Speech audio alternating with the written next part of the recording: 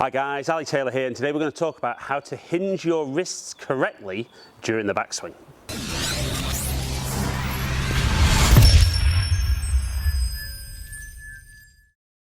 Right then guys, so hinging the wrists correctly in the backswing. Now this can be influenced a little bit by the way we hold the golf club, but for today's video, we're going to work with just how you currently hold the club. Now, first of all, why do we need to hinge the wrists during the backswing and unhinge them on the way down? So the key thing really is to add some speed to the golf swing and some power to your golf shots. Because as I step further away, if I were to try and swing the golf club from my address position with no wrist hinge at all, you can see I'm very, very limited as to how quickly I can move the club.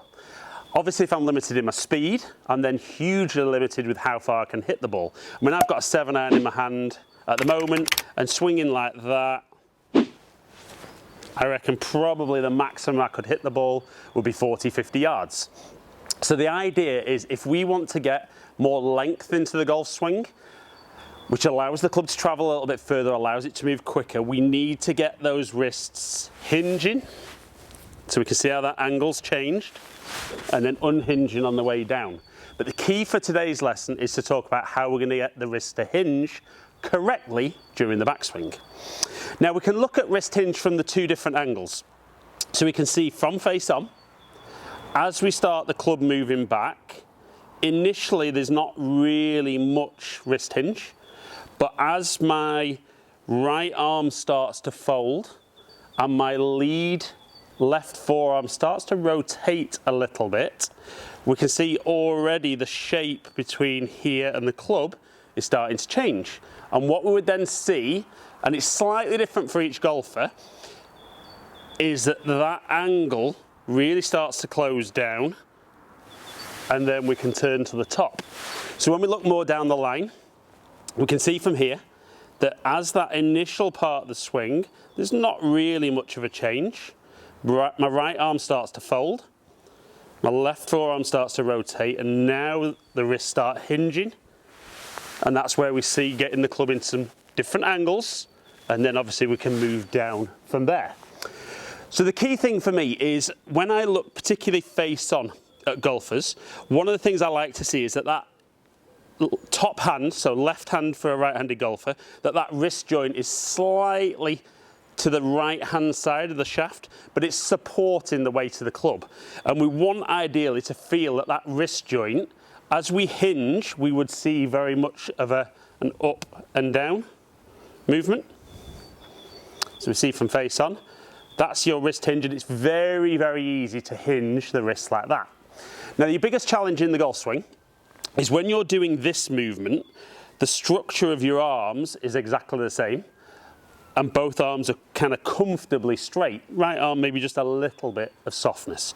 But what we're looking for in the backswing is that as we've got that up and down motion, we've also got some rotation in there.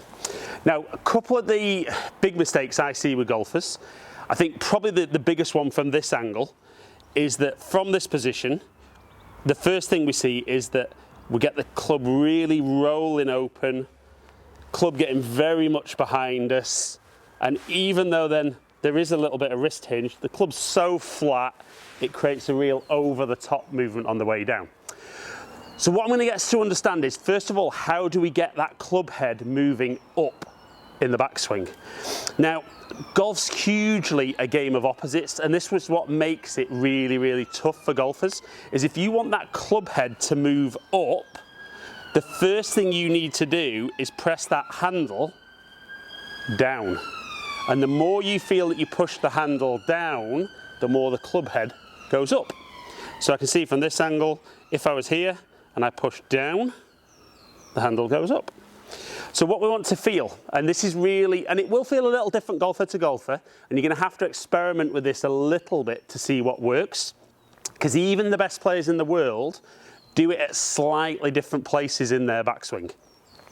So you want to feel that from a good address position, that initial movement is very much kind of initiated by the trunk of your body. So we're getting the club moving away with our body, And as we get to a point where we feel very stretched, then that right arm starts to fold. There'll be a little bit of rotation of the left forearm. Then you want to feel from there that you push the handle down, and that gets the club working up. And from there you can keep turning to the top. So if we look from that angle, like I said, we're going to feel torso moves first, and that's great. Torso moves, and once I get to about here, then I can feel I push the handle down, and that's good. Now this is something I need to continuously work on in my golf swing. Any of you guys that watched you analysing my golf swing, this was a comment that was made quite a bit by guys, that probably for me, we see the club, if anything, just work a little bit behind me. And I would say when I get back here, I don't feel enough of the club the handle being pushed down. So actually a great little feeling for me is to really exaggerate that feeling. So I want to almost feel like I push down a little earlier, and I almost feel like I'm here on the way back. Being honest, I never ever get there. But for me, if you are somebody who gets very round yourself, there's not really any downward pressing. So try that. Get the club to move away, and almost as those hands get opposite that trail leg, then feel you start to push the handle down. That'll get the club working up. You see the shaft's much more vertical there. We've almost got a full wrist hinge, and then from there, you can just turn to the top. I mean, I'm old enough, believe it or not, that certainly growing up as a kid, I used to love watching Nick Faldo, and I think the work that him and Ledbetter did on his golf swing was incredible. And one of the drills they used to show was that almost from here, they'd preset that wrist hinge, and then all they were really doing from there was, as they turned the body, just pushing the handle down. So it was almost preset, elbow was into the side, push down, and it got him into such a solid position at the top. Now the one criticism probably from that golf swing is it wasn't the most powerful, but it was phenomenally accurate. And maybe for some of you guys who struggle a little bit with accuracy, possibly not trying to be quite as wide on the way back. So like we said, turn the torso, push the handle down, get that wrist hinge earlier. That'll help you get to the top, and that'll be so much easier for you to hinge the wrists correctly. Right guys, so hopefully they're a very, very simple concept. But for me, something that a lot of golfers don't really understand, that concept that as we push the handle down, the club head moves up.